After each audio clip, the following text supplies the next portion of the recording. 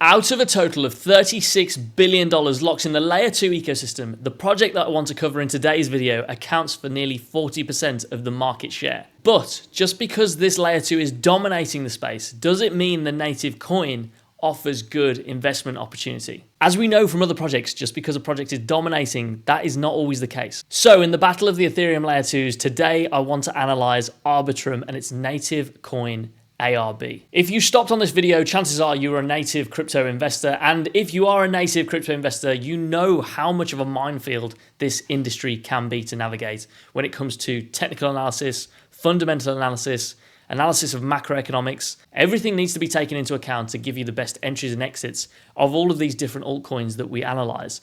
Therefore, if you don't have the time to dedicate to unpicking every aspect of this industry, that's why I put out my 80/20 crypto newsletter on a weekly basis, one email per week where we look at altcoins such as the one I'm evaluating today, alongside all of the key signals that have happened during that week that we need to keep on top of. If that sounds of interest to you, a link to the newsletter is down in the description below. If you enjoy the upcoming video about Arbitrum, please hit the like button down below. It really helps my channel out. I would love to have you as a subscriber on the channel. And if you don't want to miss out on future deep dive videos such as this, hit the bell notification icon too. And with all of that out of the way, let's now take a look at Arbitrum. Now, Arbitrum is labeled as the future of Ethereum. We can see that on the screen here. And it was developed to make the Ethereum ecosystem more inclusive and more sustainable than ever before. So that meant quick transactions, cheap fees, much the same as all of the Layer 2s that exist. But it has taken things a long way since becoming a simple Layer 2 network. Today, its Layer 2 mainnet is integrated into what's called the Arbitrum Nitro stack.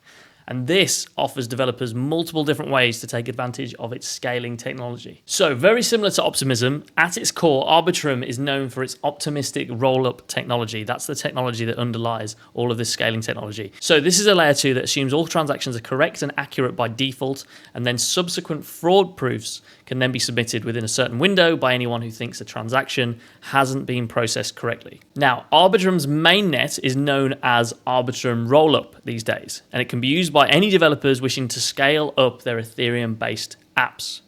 However, in addition to what Arbitrum now calls this Arbitrum Rollup, Arbitrum has also now added a couple of extra products to its lineup and to its ecosystem, so it has been constantly expanding its product list. And the first of these products is called AnyTrust. So Arbitrum's AnyTrust is a Layer 2 chain that has been specifically designed for ultra low-cost transaction fees. And this is like what you would need if you were thinking of building a game or a social media app, maybe a finance application. So this is focused on high security and ultra low costs. The second additional feature that they've added is then called Arbitrum Orbit.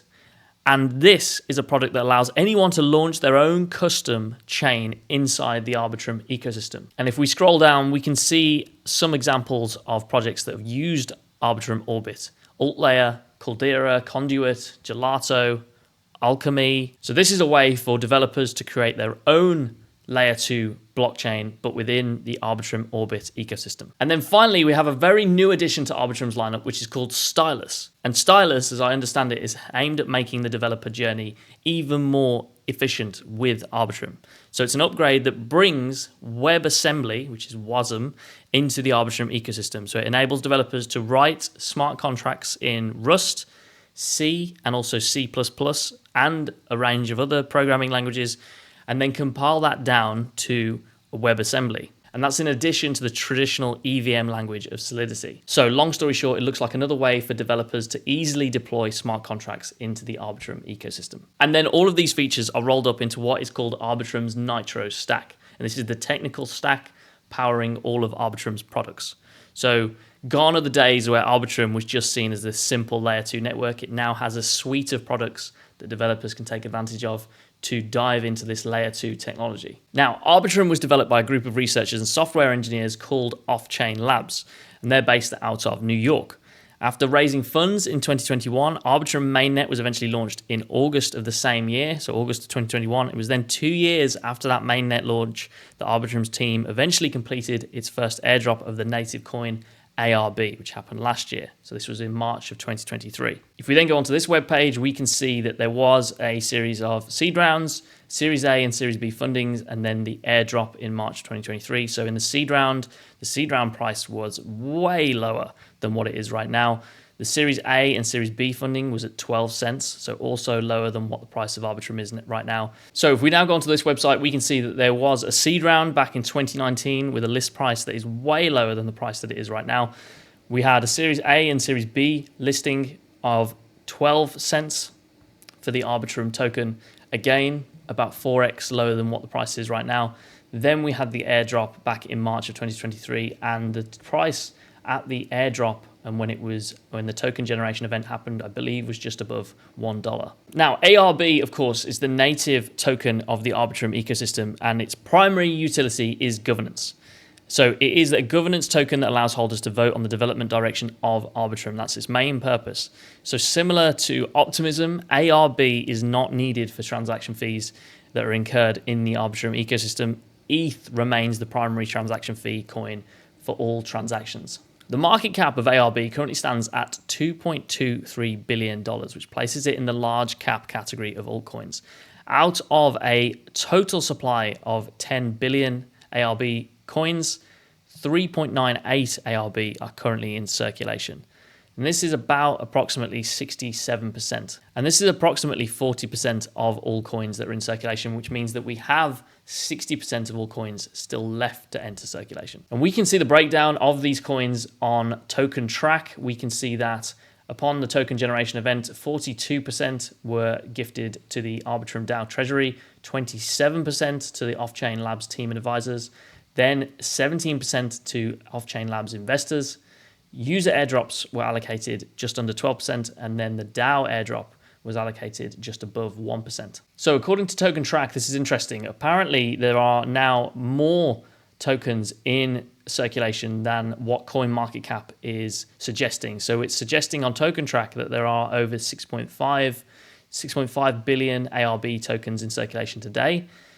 In a year's time, in a year from now, in October of 2025, that will be up at 8 billion. So we'll see the inflation of 1.5 billion ARB coins over the next 12 months. And where is that coming from? Well, we can see in March of this year, we've had a monthly vesting open for the Off-Chain Labs team and advisors, and also the Off-Chain Labs investors. So on a monthly basis, there are more token unlocks, which then allows those investors and advisors to sell into the market. And this is going to continue now all the way through until 2027. And now we come to the point of the video where we need to weigh up the upsides and the risks for ARB and the Arbitrum ecosystem. What are the things that could overinflate demand for this coin and therefore drive the price of the ARB coin higher? But equally, what are the things that could strip away demand or inflate supply so that the price of the ARB coin falls lower? So the first upside is that Arbitrum has maintained a dominant position in the layer 2 space. It's so dominant that we can see here that its closest competitor is Base, and it's nearly $7 billion in terms of total value locked ahead of Base. And it's been proven time and time again that the protocols and networks in the number one spot tend to have a definite advantage. And Arbitrum is definitely the one for everyone to chase after currently. Then if we look over at DeFi Llama, not only is Arbitrum leading the race, but the total value locked on Arbitrum has been consistently climbing throughout its entire existence. And TVL has been climbing for both USD and, if we switch to Ethereum, although we haven't seen all-time highs since May of 2023, it hasn't significantly dipped, and it's in fact climbed back up. And when we compare Arbitrum against all of the other layer 2s that are out there, we can see that currently it is dominating and has been dominating the DEX trading volume space.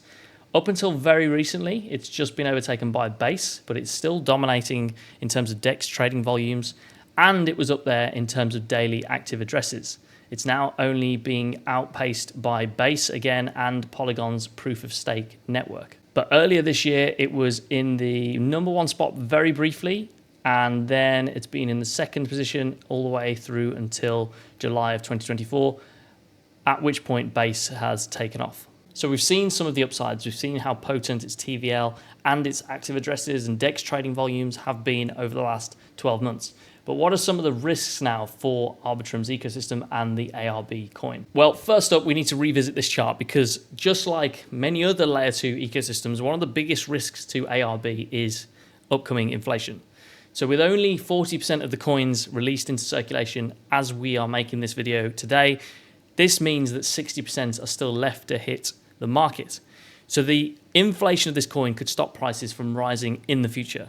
We've got Teams tokens, investor tokens, and Arbitrum Foundation tokens are now all being drip fed into the market every month. And if demand isn't there to meet it, the price will have no choice but to fall lower. And the one thing that could impact this demand is competition. This is a fiercely contested space. There are now so many protocols in the layer 2 race. In fact, probably too many. They simply all won't make it. So although Arbitrum is the dominating force currently, it has not solidified its position enough for me to say that no one is going to overthrow it, especially with the activity that we're seeing explode in the base ecosystem, for example. And then finally, the third risk. Let's just revisit Arbitrum's price chart because it does not look that pretty at the moment. Although it did spike in and around March of 2024, that was when we saw all-time highs in price, we have since then seen consistent lower lows and lower highs on the weekly time frame. And this is indicative of a bearish trend. So until we see that kind of start to reverse and we start to see higher highs and higher lows start to be recorded on the weekly price chart for Arbitrum, then until then, this is in a bearish trend. So although it's a good exchange rate at the moment, it's as low as it's ever been, realistically, you would want to wait until that trend changes. And that is everything that I have to share on Arbitrum's ecosystem. Layer 2s are an incredibly important part of Ethereum's ecosystem. But as I've just said, there are so many now that are in the space, it is hard to call which one is going to overtake and just dominate in the future. And then as things progress on the Ethereum side of things, if they go down the route of sharding and transactions become much quicker, fees become much cheaper, then do layer 2s in the long-term future just become redundant? I'm not sure. It's impossible to know. There is a lot of development happening on these layer 2 ecosystems. And in addition to that, I should say, they're also competing with high-speed layer 1s that are out there, the likes of Solana, Sui, Aptos. These are all competing for market share. But with a dominant position in the layer 2 race, should ARB, the native coin, make it onto an altcoin shortlist? Especially as exchange rates are so low for the coin right now. They're as low as they ever have been. I share my own personal views on whether altcoins like this should make it onto an altcoin shortlist or not inside my 80/20 newsletter. So if you want to find out what my personal opinion is on altcoins like this in the future, that is the place to head to. And as I mentioned at the start of the video, the link to that newsletter is down in the description below. I try to be as objective as possible on all of these different altcoins. But let me know what you think. Do you hold Arbitrum in your portfolio? Do you think there are better layer 2 ecosystems out there? Or would you avoid layer 2s altogether and stick with layer 1s, such as Solana, Sui, Aptos, some of the ones that are trying to bridge the gap to high-speed blockchain technology? I would love to hear your thoughts. And as always, thank you so much for watching the video. I will see you in the next one.